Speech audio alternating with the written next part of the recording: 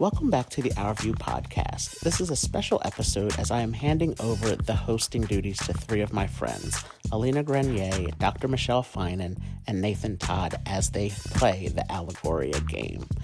The Alegoria game is co-created by Alina, and to take a quote from the game's website, Alegoria asks open-ended questions that inspire you to open your heart and mind with curiosity, respect, and empathy.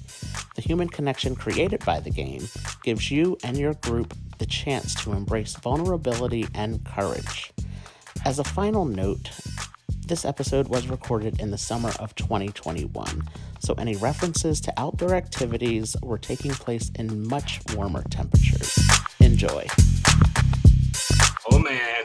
Okay, everybody, be on your P's and Q's here. No. Hi. I don't know how. I don't know how. I love that. How are you? Great. How are you? So nice to see you. Good to see you too. I feel like it's been so long. I know. The crazy thing is that it has been so long. And yet, like, time is just slipping. I think. It's wild. You know that feeling, right? Birthday boy with time just slipping away. Hey, it's all just made up. Like, what does 36 mean? I get to define what it means. Right. So, you shared your mandala there. This is the very first edition of my book that I ever wrote. So I get keeping stuff around. Yeah, Nathan asked me what was this, and it was the first, because I'm at my parents' place, and this is like my old office that I share with my mom, and it's the first mandala that we drew during COVID when we started doing online game nights.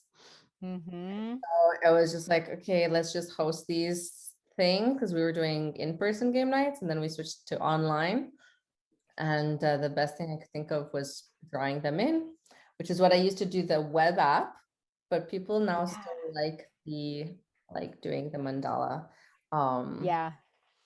So, and now we have an Alegoria mini that you can get for free, and it has the printed out version, but nicer. This is like just the mandala, but the mini, Nathan's seen it. It's like a lot of, you have, I think, almost 15 cards.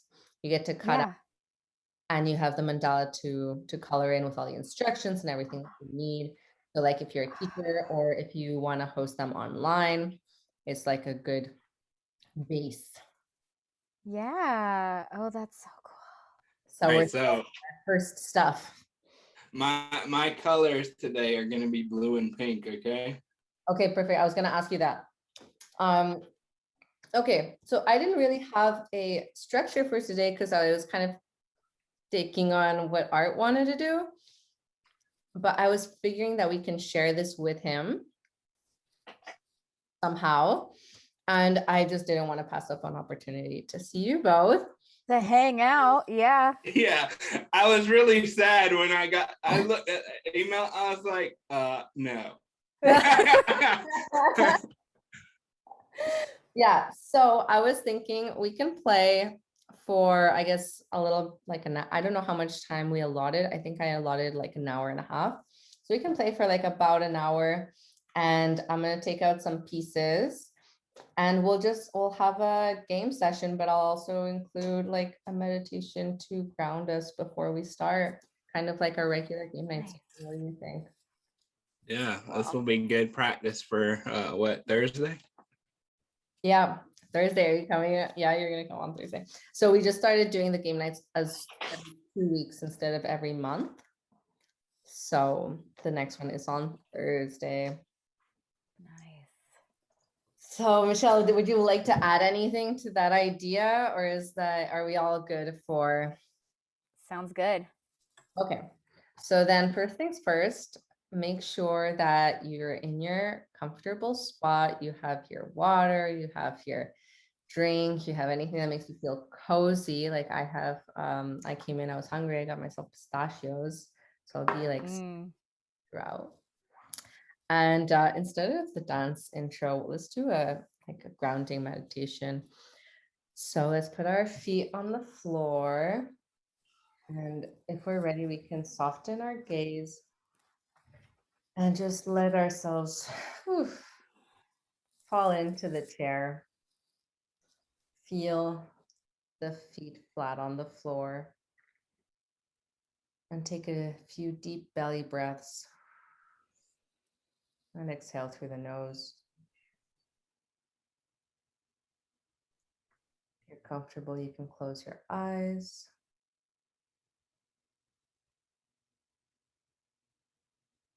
And I want you, with the next deep belly breath, to inhale and imagine you're dropping roots all the way to the middle of the earth.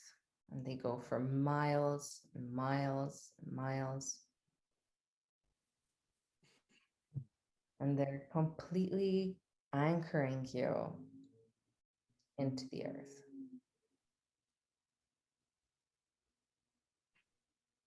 And with that next belly breath, when you inhale, you're going to feel like you're going to be absorbing all the nourishment that you need to feel safe. Whatever comes to mind, these roots will absorb it for you. And you'll also notice the sense of being held by the chair, whether it's feeling the connection on your back, maybe push your back into the seat, maybe your legs need to readjust, and visualize those roots that go for miles and miles. And now with the belly breath, on the exhale, you'll imagine all that you don't need to hold on to, all that doesn't serve you, all the excess, all the heaviness, all the tension.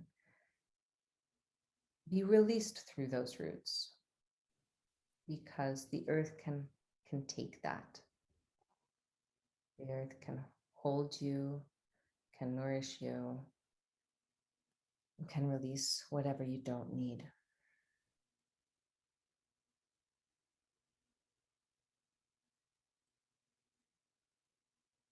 And with every breath, you're inhaling all you need and exhaling what you need to release.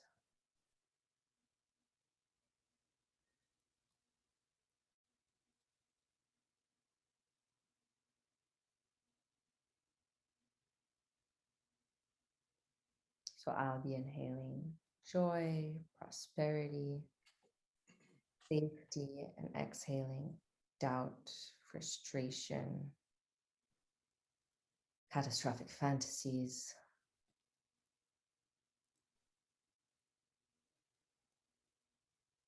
And one more breath.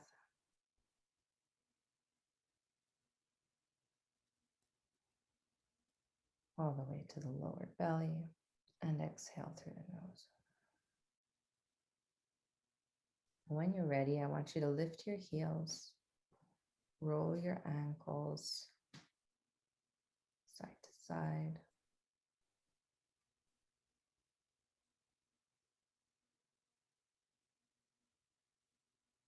You can butterfly the knees.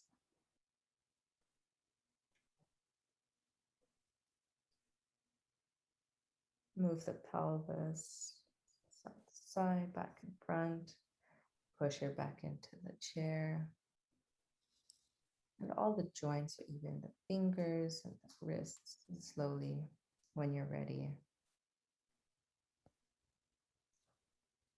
twinkle the fingers, the toes, open the jaw, kind of wake up.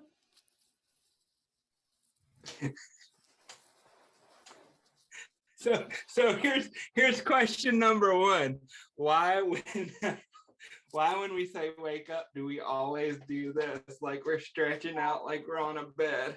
Yep. Like access something. Well, actually, I saw you do it and I was like, oh, that looks good.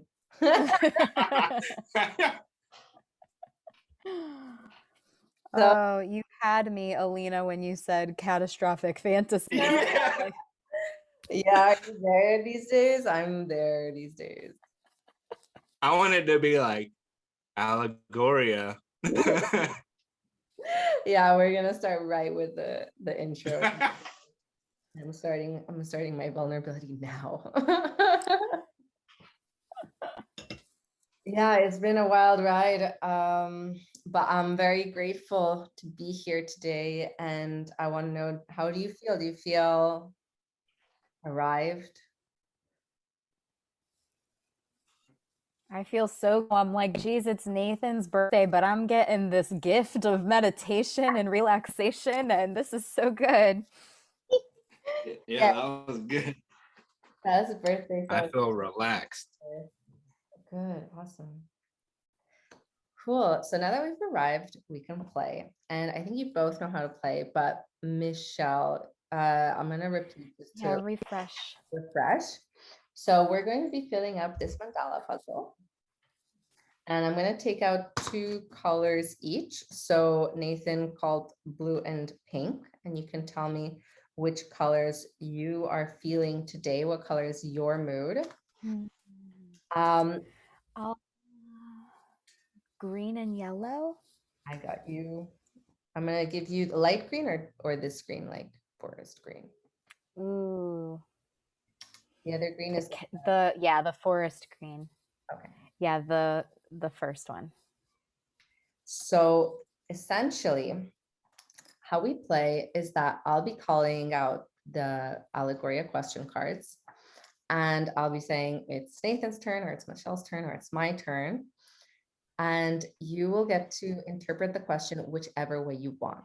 We're working within this foundation that you very well know, that this is a safe space where there's no room for judgment, criticism, or unsolicited advice, which means that we're really here to be present for each other and to witness each other and to be curious. So that means we can ask questions. We can even ask, do you want advice? But we're here to be curious first and open our minds and hearts to each other. So I'm very grateful we're all going to be here holding this space. And I'm very excited because you both are pros. So it's like next level. Oh boy. Well, hey, we've already started with something new. I don't think I've ever heard you say that you can say, do you want advice? I don't think I've ever heard you say that. So no, I reserve that here because here we know the difference. It's a lot easier to communicate the difference. Yeah. I say there's no advice usually because we get confused naturally as humans. So all to say that exactly, we have to ask and assert boundaries, and there's no shame in those boundaries. So let's say you get a card and you're like, Alina, I don't really feel like answering that card today. You can skip it. You are always allowed to skip not only the question cards, but also the cards that the group will ask. Once a person answers, their puzzle piece will be placed into the mandala so that we finish it. And then it opens up to the rest of the group to either use the time's up, which Nathan has been using like really well recently. No, we're good. No, it's amazing. It's amazing. So, human connection is about saying yes, but it's also about saying no and saying, okay, I want to go to the next question card. I want to go to the next conversation. Like I'm done here, or I'm done answering, or I'm done, we can use it in whatever we want. Or we share, which means that, for example, what side of you do few people know? Let's say this is my question card. And I'm going to say, I think actually, especially with what's happened recently for me, I think people don't realize or don't know my struggling side. And so I would put my puzzle piece. And maybe Nathan will want to share. He's going to say, well, I want to answer that question card. So he'll be answering the same question card. He's not going to be sharing like his commentary on my answer. Maybe he's going to ask something else. But that's the point of the share. The challenge is to ask a follow-up, especially with how it relates to the body. Mm-hmm. That's when we ask, well, how did that feel? Where does that feel in the body? Or any kind of other information you might want to know. And then the last one is the Alegoria. And the difference between Alegoria and the challenge is that the challenge, you're making up a question for the person, But in Alegoria, you're asking very specifically, what does that tell you? So maybe, Michelle would want to ask me, what does that tell you, Alina? And I will answer or not answer depending on how I feel. Does that make sense so far? Yes. Okay. I feel like this was a setup. No. This is an intervention, Nathan. Okay, so there's probably lots of those I can have. I have picked blue and green, and I'm gonna start with that one. Which side of you do few people know? Yeah, so I think few people know or don't realize like I suffer too and things hurt me too. And it's like surprising when that happens to me. So I will place my puzzle piece right here. And here we go, we start. And if I leave it, it's just to let us have time to formulate our answers, let the dust settle. We're here to enjoy and have fun and be silly. So let's go for it. So yeah, my question would be, when you're experiencing that struggle, what's something someone could do to support you when you're having that experience? That's a good question. Especially with the occasion I'm thinking of, I just wish for some understanding, like, or not expect me to just be strong, like to allow that like fragility or sensitivity and like some respect about it, instead of being like, okay, but you're okay now. I wish for just like, okay, you're not okay. I see it, and we're just don't have to I don't have to treat you like, or I don't want to be treated like I am okay, and so I don't need help or consideration. I would like for some consideration and respect. Thank you. This stuff is Rob. So the card question is, what's the side of you that few people know? Yeah. Would you like to share? Yeah, I've been trying to. I think few people know, like, I don't know if this is I'm just going to say it because it's what's coming up. So I think few people know like the actual amount of pain that I actually feel on a daily basis. And so I think when I think about experiences,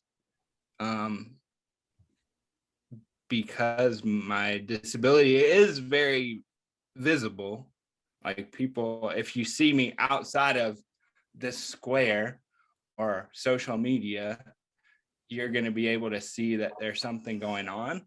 But also because I am with it and I have everything else going on, a lot of people discount that what you can actually see physically happening. So I think that's, for me, the side that few people actually understand and see.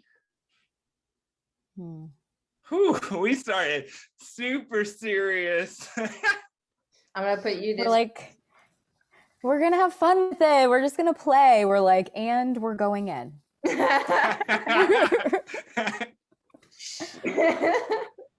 So I'm probably gonna break a rule here, and I'm gonna blame it on like, oh, I just haven't really played in a while. But like, this question, I want to know from both of you, because, and I don't know, is that allowed?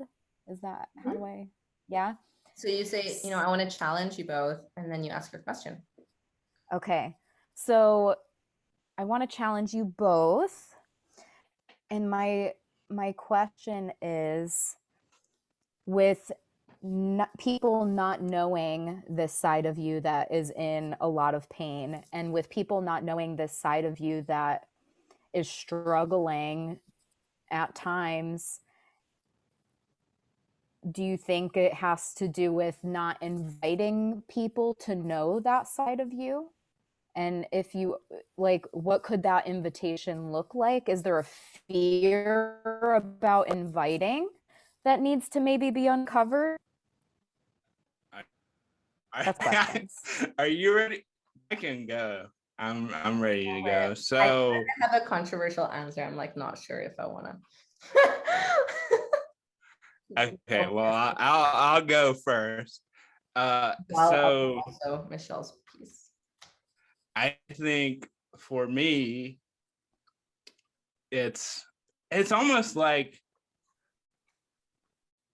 the not inviting is kind of like from a space of doing it so many times, and yet people don't understand. And it's like one of those things where I've come to the realization, hey, it is what it is, and I can't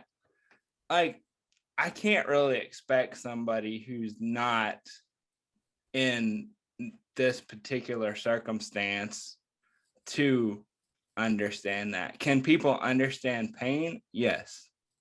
Can they understand pain like when you wake up? I don't know. Like I can share it all day, but I think the invitation is like, okay, I have to choose wisely who I'm going to share it with. So I have to make that every time that I do that. And that's part of those boundaries, right? Some people don't they don't need to know. And I'm complete. Would you like pink or blue for that one? Oh, that's definitely a blue answer.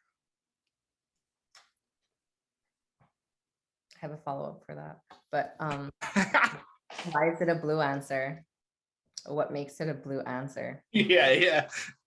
No, because okay, this might talk about controversy. You just wanted me to get there first. So when I think about blue, I think of masculine and feminine when it comes to the colors. And that seems like a very masculine, like I was coming from a masculine place with that answer. But random fact, did you know that when pink and blue were like, we were going through the gender thing, actually pink was designed for boys before blue, and it had a switch. That's interesting. A rebranding? Yeah, the more you know. Surprise, surprise, from cereal to carrots to colors. Like I shocked. No, but it's seriously, I just feel like I keep being hoodwinked. Yeah. Yeah, you think you're controversial? So the first thing that came to mind when Michelle challenged was, and I kind of feel like you might understand this because you are both working in disabilities, you both work through disabilities, and yet you're both very successful and very fierce and very strong, very brave. At least that's how I see it. And you have mentioned a lot, like people don't expect that. So my answer is kind of a mix of that and what Nathan said, like, I don't necessarily invite everybody in to see the struggle because I don't trust everybody or I don't feel comfortable. But then when people see you doing well, if you do well and you're so like competent in your emotions, you must not feel pain. And so I get that sometimes from my circle, or okay, but you're good now. Well, yeah, I'm a lot better than where I was, like in relation to an episode in my life. But that doesn't mean you can talk about it like that, you know? So it's Yeah. kind of like this. Like some people just expect you because you're good in certain ways, or you Because you're functioning. yeah, like you're functioning now, so you're doing a lot better now. So like I can just say this thing that's hurtful. I'm like, no, you can't. That hurts. I feel, there's this weird thing, and it's happened quite a few times recently, and I'm just like shocked. Yeah. Oh man, I feel like this is a time to call times up, but I just say that because I feel like we could go on this one question forever, but I wanted to, that resonates with me so hard, the fact that you can have all these skills to be emotionally intelligent, and so people who don't have the skills are like, well, their experiences, they're doing a hell of a lot better than I am, so they've got these skills, they should just be automatically able to flip a switch. And I remember a time my buddy was like, Nathan, I don't like the way you talk to me now. I was like, because he's like, you have skills that I'm not ready to implement myself. And so that impacts relationships. And with that, I'm done. Time's up. No, totally. Okay. I love that you call time's up. Time's up. Here's your piece for the time's up as well. And the next question is for Michelle. If you were to paint the room, what color would you choose? If I was going to paint the room, well, I would honestly choose the color that it is. So you can't really tell from here, turquoise? kind of. Yeah, it's a calm blue that has some green oceany foam feelings to it. And I would leave it this color because it's in my bedroom. This is my makeshift office, my pandemic office that's in my bedroom here, right next to my bed. Not awkward. And yeah, it's just so peaceful and calming, and it resonated a lot with me, and the house has a lot of these colors throughout. I like it. I have a challenge. Is it closer to this blue? Because I can't tell, or like this kind of green, or is it like a mix?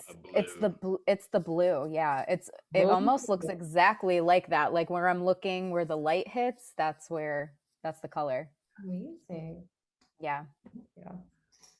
So here's my follow-up question. Did you guys choose that color, or was it already that color? It was already this color, and we did nothing to this house. Like right before I walked in the door, I looked at Chris and I was like, do you think we're ever going to find a house? Like, because the house hunting was it was kind of torturous. And so I finished that statement, and then we walked in here and I was like, it was perfect. We found one. Yeah. So, yes, it was not chosen. Well, maybe it was. Specifically. You know what's funny about colors? So me and my brother, if you go into my brother doesn't live here anymore. So this is the house that we basically grew up in, right? So we moved here when I was, I don't know, 11, I think. But if you look at both of our rooms, it's so stupid. The colors are from our favorite college teams. And I just think, like, I know lots of people do that. Like, so it just makes me think, like, what was I thinking when I chose this color? Like, I didn't even go to the school. But yet I chose the color. My brother, at least he went to the school. But that's what this question made me think. There are some dumb reasons why we pick colors, or some maybe I shouldn't use dumb. Maybe I should say misunderstood reasons of why we choose colors. I feel like it's mystical. Like sometimes we just, we resonate. I want to ask Michelle, like, how did that feeling of going from we're never gonna find a house to this is the house, how did that feel in the body? It was like pure, like I was trying in all of the other houses. It felt like I was trying to make it work. And I'm very skilled at making things work. And I'm like, all right, well, I'm picturing we're going to have to blow out that wall and like do it, all of the changes that are going to have to make. And then walking in here, it was like, we haven't changed a thing. I haven't wanted to change anything. And it just like felt like home in the body. And I feel like it's like that with people, but that's, I digress. No, I do agree. Yeah. Oh man. Yeah, that just made me think of patience. Yeah. Because it's so easy to be like, when will it ever happen? And expectations, right? We have expectations, and sometimes we just want it to be like that. Mm-hmm. And really, we need some patience to let things work out that we don't understand. Yep. And I took a good breath. Like, yeah, I needed to hear these things. Thank you. I'm going to call times up. I'm going to ask the next question to Nathan, which is, what part of your body feels cold right now? Ooh. What part of my body feels cold right now? I honestly, nothing, because my whole entire body is like, I feel the humidity all over me, so nothing is really cold. I would say, if anything, it would be my toes or my fingers, like the furthest extremities I got. Thank you. I have a follow-up question. Okay. Because I know we've talked about this before, because when you have like chronic pain, there's that lovely dissociation that goes on. So with that, did you notice going back into the body to even check in was different than when we were just sitting talking? Oh man, yeah, great question. So I've honestly been thinking about dissociation for a minute just today. And it's so yes, to answer your question, yes. And I think this is for anybody with a disability who's watching. I think one of the things that's so interesting to me is, even though we can become skilled dissociators or whatever, like, I think we also have a very good sense of our body. Like I can tell you exactly where I feel things. Like, my brain may not be able to send the signal there, but I can tell you where I feel things and where things show up for sure. That I think not everybody has that ability. So when you say, or my challenge, I guess, is like, when you say my brain can't send a message there, but I can tell you, how do you differentiate those two ways of feeling? I think so. Yeah, it's a good question. I don't know. It's almost, it feels like a innate intuitive ability. And like when I'm thinking about my brain sending messages, like, this is how somebody's brain with cerebral palsy works. So one time my mom had an iron plugged in and it was sitting on the floor. I kicked that thing over. It sat on my foot for a long ass time. Like I had a 3rd-degree burn, and it was just because my brain wasn't like, oh shit, you got something on your foot, man, it's burning you. Like that's how it really and that's what a lot of people don't understand specifically about cerebral palsy. Ultimately, it's a brain injury. So there are going to be things that like your brain's trying to be like, okay, move your arm. Yeah. 3 minutes later, oh, or like the idea that there's a Moro reflex. So it's the reflex that when the doctor drops you as a baby to make sure that your startle reflex works. Well, lucky me, that doesn't go away. So anytime I could know you're standing right beside me, but if you hit me with the right tone and the pitch, my brain's like, whoosh. and that's the one thing my brother will be like, okay, let me scare Nathan real quick. I don't have to do much. And he'll just be like, hey. And you just gotta deal with it. Or I have to deal with it. Right. Thank you. Yeah. Nice. So I keep putting the puzzle pieces, and what's really nice is that whenever you feel any tension or you just need a pause, you look at this. Or if you're coloring in the mandala, you get to orient to pleasure. Because like, I don't know about you, but I'll share, you know, when you told me about that burn, I was like, I got like, oh my God, that hurts. Like my brain just went to how much that hurt, and it made my belly squeeze. I was like, okay, mandala, you know, like Nathan is not being hurt right now. Nobody has an iron on their foot right now. No need to freak out. He is fine. Well, and you definitely don't.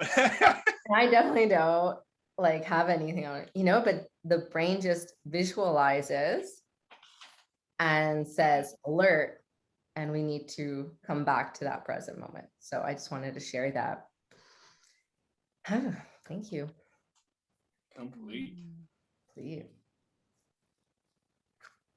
So this is my question, but I want All right. to answer it. And it's, how old do you feel? And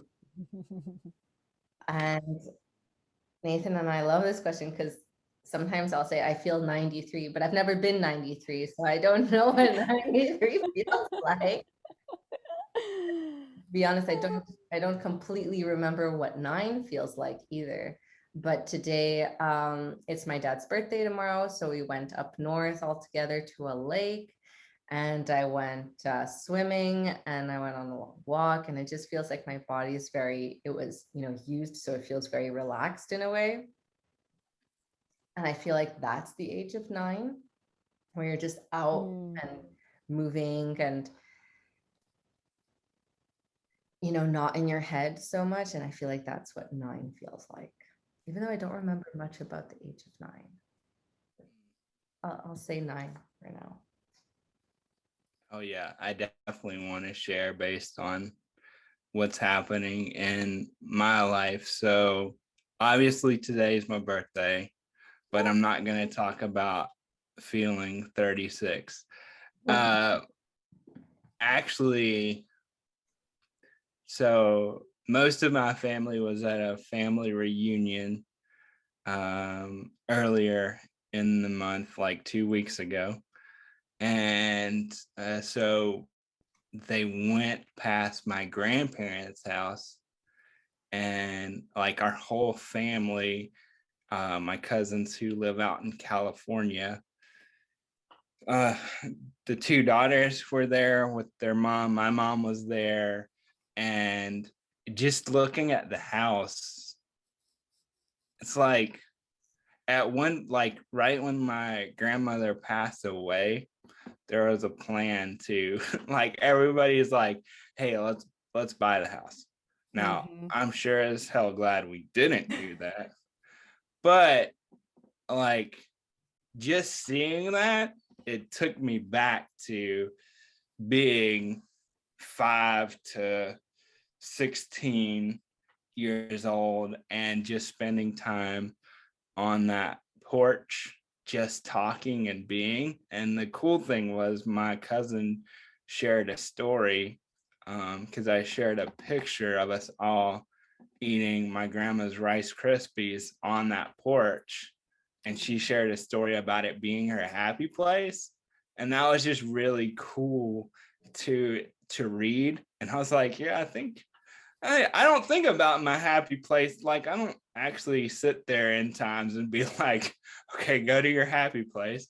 But I think if I chose a happy place, that would be a happy place. So when I think about an age, I think about going back to those ages when we spent summers there, because it was just fun. And we weren't doing anything. We were just hanging out.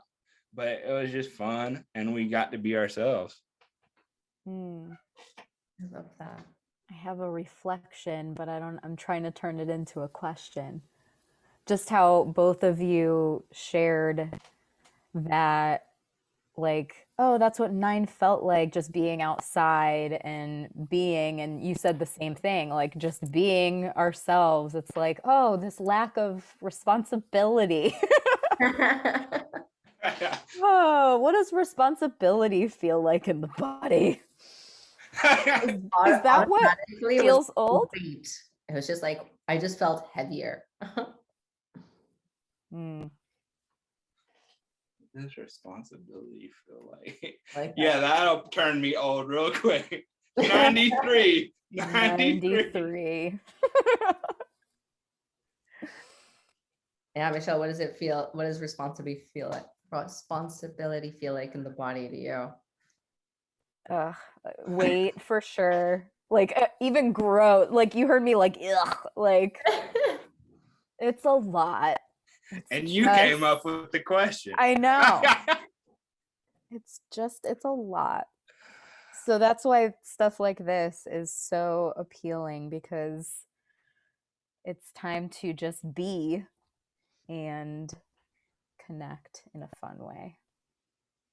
Yeah, I'm so grateful for that. I think that's one of the things I fell in love with Alegoria for, just seeing people unmask themselves so fast. I never saw that. And I think I also never saw that because I wasn't doing it. But you know, having the game as like this sidekick and just pulling it out and then seeing it, I'm like, oh wait, this is so easy. This is so not scary. I had also a challenge for both of you, and I wanted to know, when does responsibility feel good? Because I think if I were to share too, like sometimes when I feel responsible and like I'm taking care of myself alone, that does feel good. There's this other side to responsibility that I do. Like when I do it, I have one of my favorite memories ever is I was living abroad.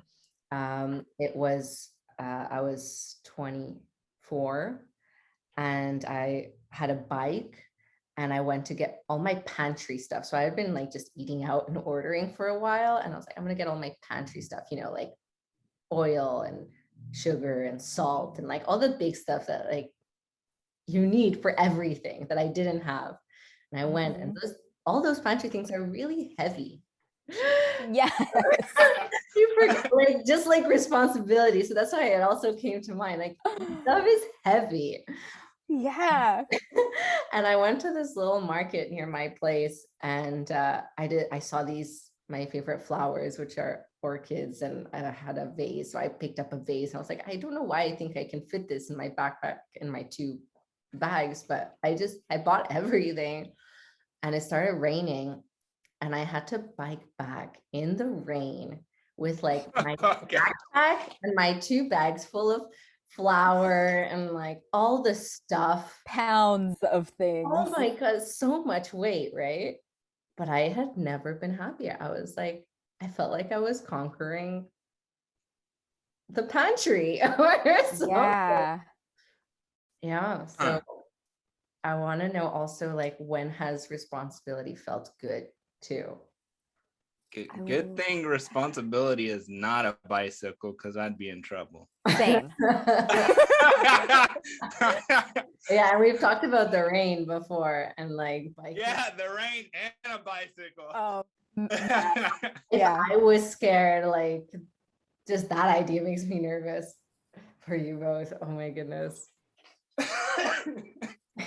So it's interesting that as you were sharing that, I'm like, oh, it's like when I feel like things are heavy, I have this natural inclination of like, well, now I got to get people to help me. And this idea of like, now I have to ask for help. And that's not always a fun thing. But it ends up being more fun to be responsible when you're not doing it alone. Like sharing the responsibility of parenting with someone who is like right now having a dance party with my 2 girls, like that feels so good, you know? And then I feel like I can still be a responsible adult and get help. So that came up with like finding the people to help you carry the load and not feeling like it's a burden, but feeling like a team. That's, I think, an important part of that. That really gets me. Yeah. I would say for me, it's when I'm taking ownership for something that I want to accomplish. That's like a bigger than me type of goal. So the thing that's coming up for me right now, since we've shown it, is the book, right? Like I went to an emotional intelligence training, and they were like all about do something big. Like, and they were like, do it in every aspect of your life. I was like, well, fuck that. We're doing one. We're doing one, and that's the one we're going all out on. And so in that whole time period, though, I had made a clear decision that this is the one thing I'm going to do. And it's one of my favorite memories because I created what I showed you. And then I knew that my friend had skills in areas that I didn't. And we created that whole thing that people can buy now in 12 hours, I think. The whole thing was done in 12 hours and a case of Mountain Dew, and we were good. Yeah. That clear focus. Yeah. The next question is for Michelle. Who in your life is most like you? It's one of your daughters for sure. Yeah. Yeah. I don't want to impact any answers, but I believe. Yeah, my daughter definitely came to mind, because then I'm thinking like I don't, you know how the whole like birds of a feather flock together. I have a lot of like different birds in my little aviary here. And I don't know, maybe that comes with me being like, I'm gonna need all of you and all of your different skills for this mission. Yes, we need all of the different things. So yeah, there's I don't know, no one really comes to mind right off the bat other than my 2 girls. one I think shows me the me that I show other people, and one shows me the me that I don't show other people. So one is harder for me than the other. That's But definitely Alegoria right there. Yeah. I'm like waiting for it to finish. I'm like, this is such an Alegoria question. so yeah. So yeah, Alegoria. Or yeah. What does that tell you? So it tells me that the one that I have the harder time with is like a mirror to me of like where the work continues and why I must stay fierce. Because I'm like, why? Like, one example I shared with one of my friends who we joke that she's a human tear, and she's a Virgo, and we're like, oh, you're a human tear, and I'm like, oh, she's a human tear just like you, and I don't know what to do. And I'm like, it's interesting though, because I find myself wanting to make her stop crying when in reality it's like, no, it's good that you're crying and you should be doing what you feel, and go ahead and choose that, and we'll sit here and I'll hang out with you. And like, that was something that I didn't feel comfortable with, that wasn't modeled to me. So it's an opportunity for me to grow and do the same thing. So yeah. Ooh. So not all modeling has to come from somebody older than you. That's what I took away from that. Yeah. I want to be like her when I grow up. Now it's recorded, so let's make sure and clip that. Yeah. I also want to challenge like that. So if one daughter is who you show to others and the other one is who you don't show, you're you that you don't show in that way. What does it tell you? So Alegoria, but specifically to, what does it tell you that the one you don't show is the one you feel needs more work? That I need to work on it more. Oh yeah.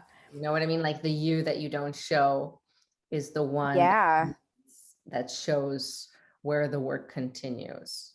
So what does it tell you? That's the conclusion.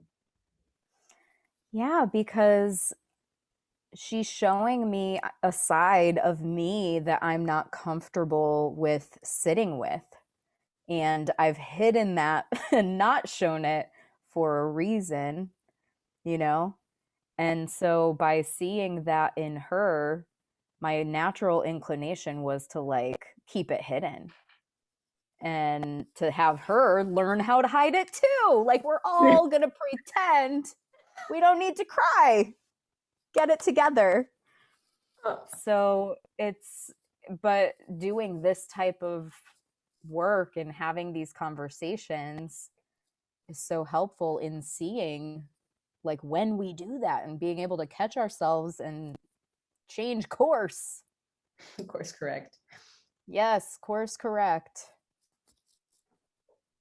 Thank you so much. Thank you. Pretty. Yeah, it's pretty. The next question is for Nathan. Oh boy. What is it like to feel safe? All right, hold on. Let me get into.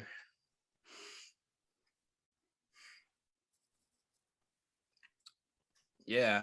All right. So actually what it's like, we're going back to that porch. That's safety. Like, it's that house feels like safety to me. Like, I remember when I don't remember how long ago, but I remember going back one of the last times that we went back as kids, and it was like right as my parents were going through their divorce. And I remember sitting at the kitchen table. It was a small white table and like talk about just cry. Like I just lost all my shit right there at the table. And everybody was like, what? What is happening?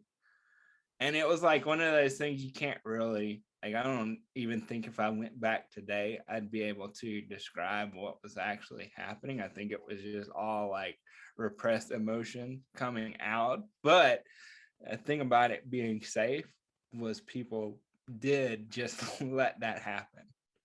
And nobody said, hey, stop doing that. They just let me, like, nobody was with me or I knew people were with me, but they were just letting me do my thing until I was done.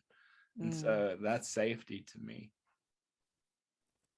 Whew. Woo. I'll share. I have a memory. I was going through my divorce, and my mom, I was breaking down, and I was kind of how Michelle was talking about her home. I was like, I'm never gonna feel good ever. It's never gonna happen. And my mom was like, no, you can cry. And I wouldn't even get out of bed to wash my hair. Like, it was a big deal if I would blow dry my hair or like wash it or anything. And so I was like, I get up and I'm tired. And I move and I'm tired, like every day. And I was telling her this, like, I'm never gonna feel better. And she said, no, you don't have to get up right now. Like, you can let your body just not do anything, and you will. And just like that certainty, that faith, like, you will be okay again. I think that's one of the major factors that was like, okay, I will be. And to have someone be like, you're okay not functioning, not being productive, not participating in the world. On top of it, COVID had just broken out. So it's like, you know what? Okay. And just her faith saying, you will be okay. This is natural response. That felt safe. And it's weird to feel safe in the midst of chaos. I'm so interested by like the theme of like permission to feel. Like you saying there was like this, you go ahead and feel, and with you it was like no one was stopping you. There was like your, to quote your t-shirt, seen, heard, and loved. I don't know the question. I was gonna say. I'm not skilled in the question. I'm just skilled in the I noticed, and then Nathan asks the question. It's great. I mean, I'll ask you, when has permission to feel made you feel safe? This kind of brings us full circle back to your first question, where it was like, what's a side of you that people don't know? And you said the one that's struggling. I'm like, oh, I totally feel you on that. And there's very few people that I allow to see that side. And lucky for my husband, he's one of them. And so you're welcome, babe. So I think a big part of me showing that side of the one who doesn't have it all together is about feeling permission to feel. And he never stops me from crying or feeling or anything, just like listening. And so I think I feel like maybe he modeled that for me, so now I can do that for my daughters, which is interesting to realize. Yeah, I wish he was playing the game right now. I know. You can tell him about it and then be like, we need to play. Yeah. See all the insight of him. Yeah. There's a question in the car that's like, what are the qualities of your ideal or actual mate? And I think that's one of them for me, someone who can just not just, be okay with whatever I feel, but model the things that it's so beautiful in a partnership. Like when I hear you speak about that, I find it so beautiful that two people can come together and give each other what they needed. Mm-hmm.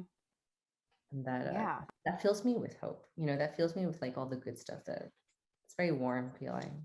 So I'm happy. So okay, that actually like opened up a space for a question for me as you're sharing that. So surprise, surprise.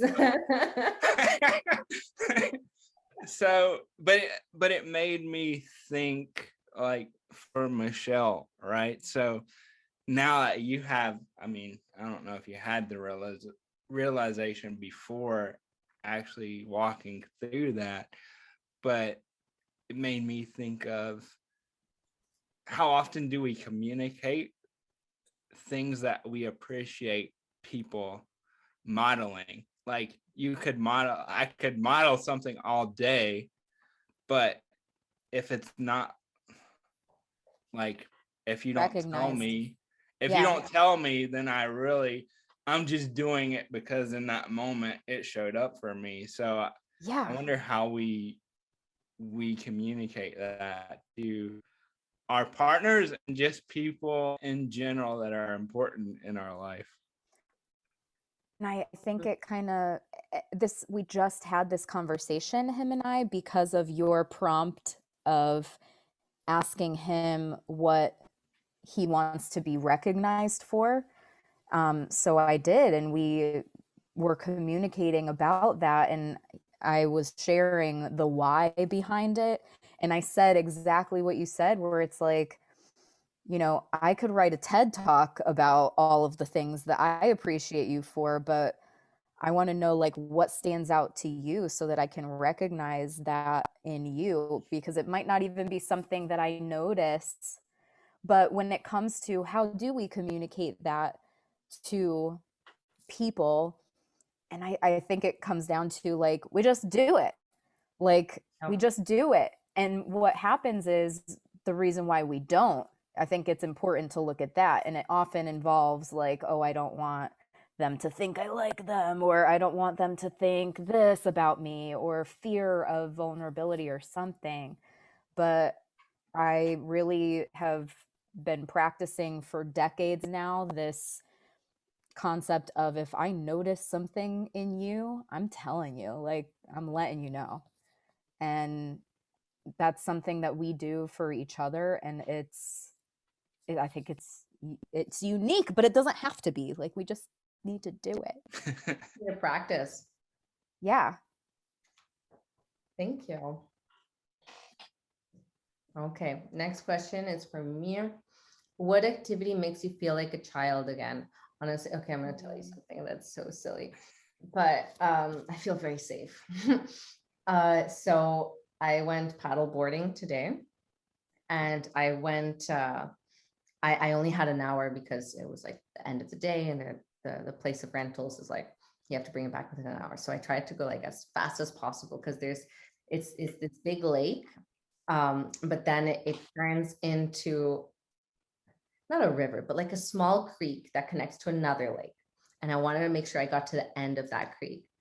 And I just felt like a kid again, trying, because I'm not that strong, and I was going against the wind. So I feel like I'm going like this very slowly, but I'm trying. And I just felt like so silly. And then, it's Canadian nature, so it's very beautiful, and there's a lot of pine, and there's lily pads, and there's all this beautiful greenery, and you see the reflection of the clouds, and just trying to get to where I wanted to go, doing the thing that I like to do, and noticing the nature. And then all of a sudden the Pocahontas song came up. Yes. And all of a sudden I was 6 again, because I loved Pocahontas when I was a kid. It was like one of my favorite things.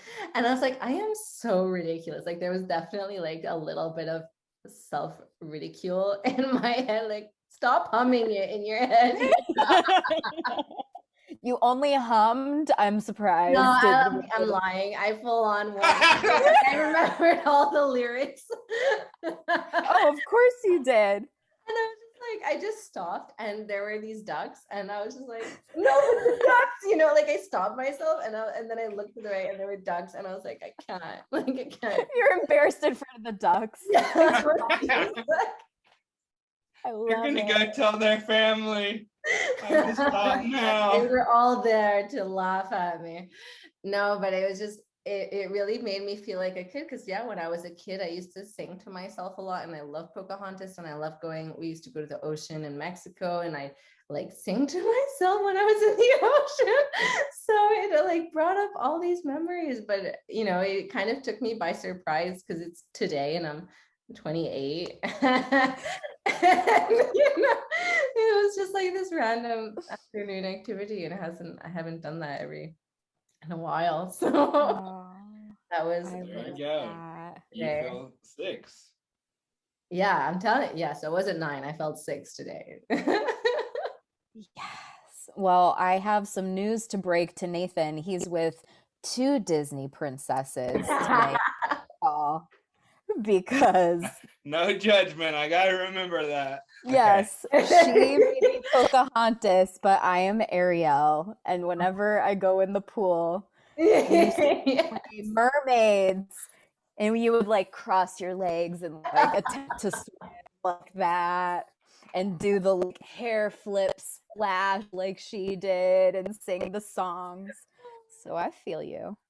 Oh, I feel good. I'm not the only one. No, I used to also really love Ariel. So when I went in the ocean, I would sing all the Ariel songs, and then like being in this nature thing brought up all the. Oh, and do you do it with your girls? Oh yeah. Yeah. And now it's like I'm doing it for them. Yeah. Okay.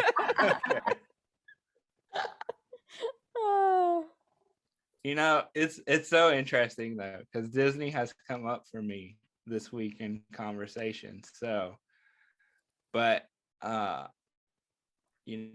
favorite Disney movie doesn't have a princess in it. It's The Lion King. Oh yeah.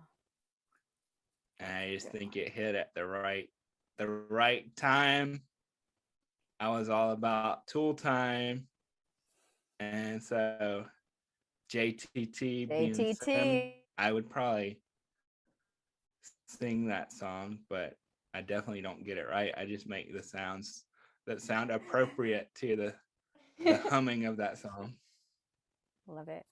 I love it. I want to ask you, Alegoria, what does it tell you that your favorite Disney movie doesn't have a princess, or like that's your favorite Disney movie? Yeah.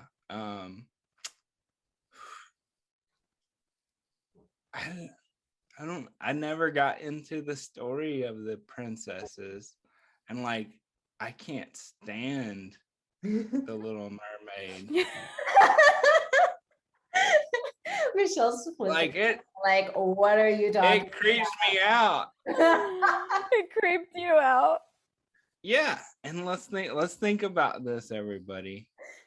Ursula got shafted in that movie. I've heard about this, like all the Ursula defenders. Like, really, she was being manipulative. She got shafted. Yeah. How could we defend her? But okay, all right. So what does that tell me?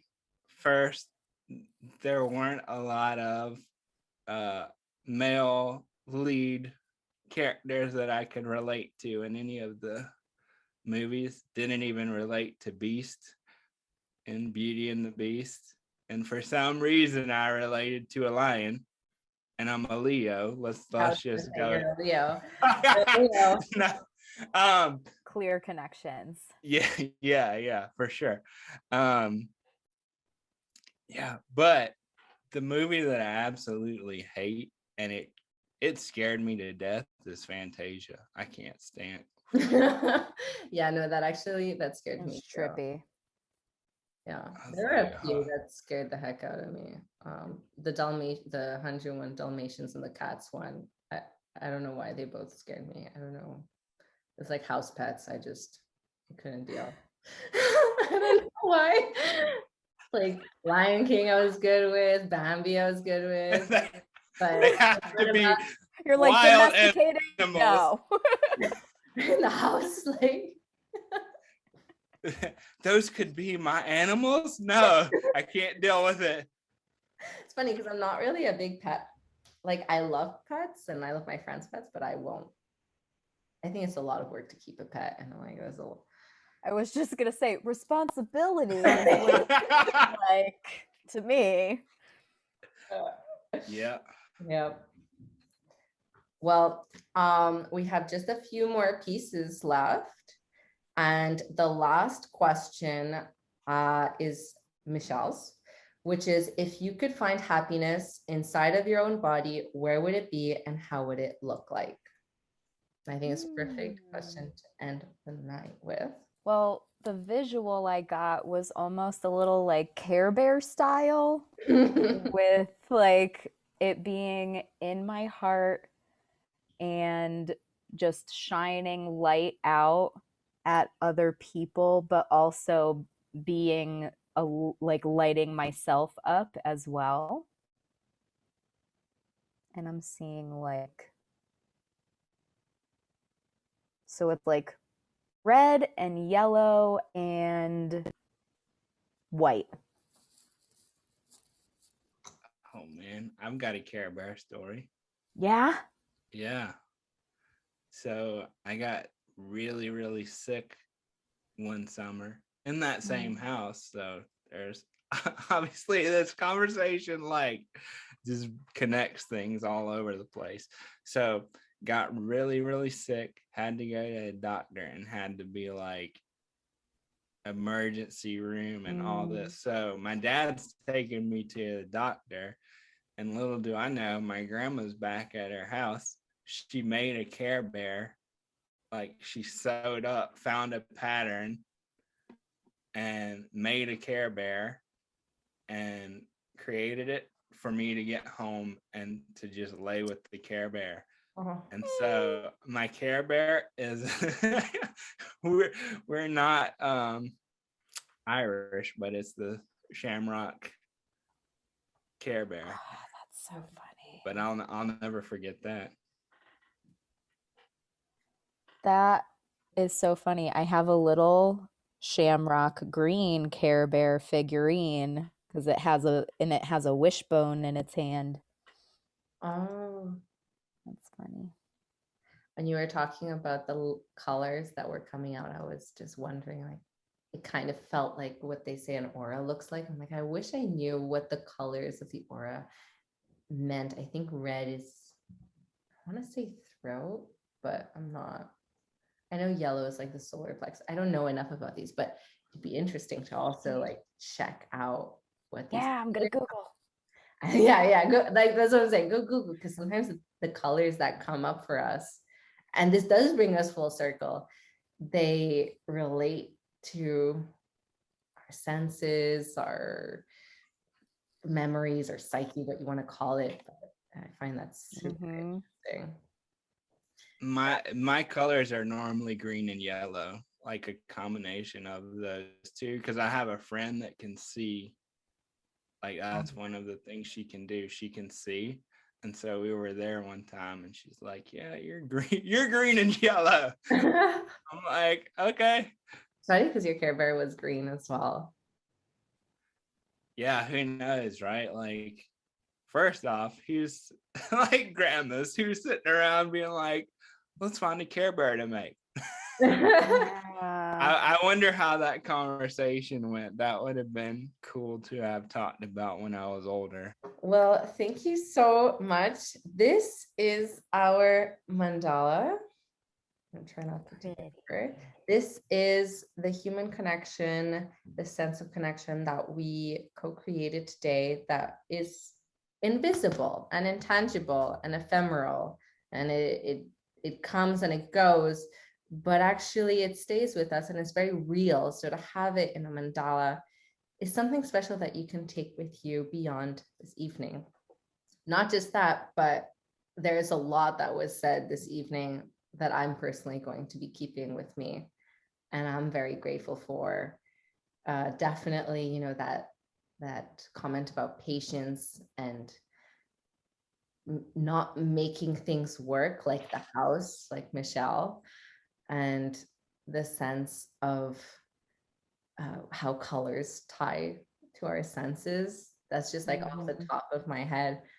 And I would love to know, if I asked you, Alegoria, about the session or this last hour, what would come up? You know, what did this last hour, what this conversation tell you? I think one thing that tells me is if you can find people that you do feel safe with, like, you can learn a lot about yourself and about those people. Mm-hmm. Mm-hmm. Yeah. And on that, like, that definitely touches on what I was thinking, even from the first share that you said, where you said you wanted to be like understood, that you were struggling sometimes and like, we don't have it all together. And then it's like, well, why don't we share that with people? And what immediately came up to me for me was like, you can't handle it. Like, they can't handle it. Yeah. Like, if I was going to share what was really going on, they can't handle it. And I think that at one point in my life, I did surround myself with people who I was holding space for that really were not holding space for me. And that has shifted a lot recently. And like you said, Nathan, finding those people who you can be vulnerable with, and that space can be held, and you're confident in their ability to like see you, hear you, love you. And I think that's a really big win. So what is that? That's an officer and a gentleman, right? I think that's the movie. That you can't handle. You can't. Yeah. So we're all walking around. You can't handle the truth. Exactly. Yeah.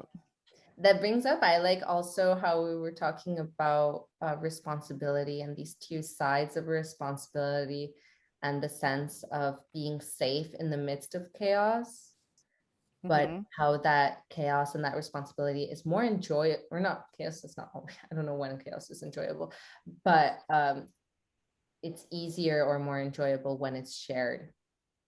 Yeah. But there's also something to be said for when you're like, I just did that myself, you know? So I don't think it has to be one way or the other.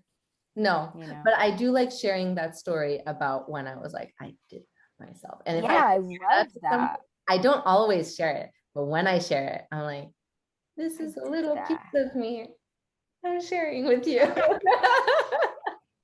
Love that. Oh, yeah. Man, I can't wait for people to see this. That's what I'm thinking.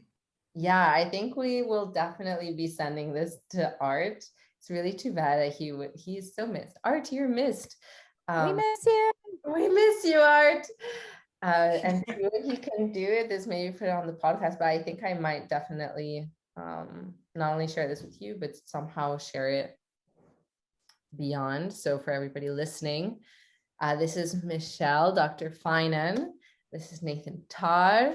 My name is Alina Grenier, and you can play Alegoria too. You can download the free Alegoria Mini to test it out, to play while coloring the mandala, or you can bring home the real full Alegoria Mandala Puzzle board. And it's, as you saw, I love how in the beginning we're like, yeah, this is all fun. And then just boom, right into this. Kind of how we roll.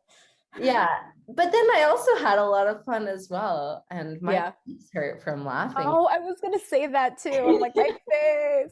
Yeah. Amazing. So thank you. And is there any last comments that you would like to share before I close? No, I think thanks everybody for joining on my birthday. It was fun. Absolutely. So that was a gift for me, and I appreciate it. And you are the gift. You are my friend. You are the gift. Thanks for choosing to do this for your birthday and sharing with us, because this is like the best kind of birthday party. I want to do this for my birthday party now. I'll call Yeah. you. Be like, Oh boy, you're gonna like, what was the one you're like, you can do this for weddings, so you're booking for weddings. Oh, yeah. Anybody that's listening. Yeah. You remember that? Yeah, somebody was like, I want to have a connection-filled wedding. I was like, I got you. So yeah, Yes. my birthday. So Yeah. good. Thank you both so much. Thank you for listening to this episode of the Our View podcast. Be sure to leave us a review to let us know what you thought of this episode. On Instagram, you can follow Alina at Alegoria Game, Dr. Michelle Fynan at Dr. Fynan, and Nathan Todd at The Real Nathan Todd. And as always, for more disability-related content, you can follow me at Our View for Life. That's OURVIEW, the number 4 LIFE. Until next time.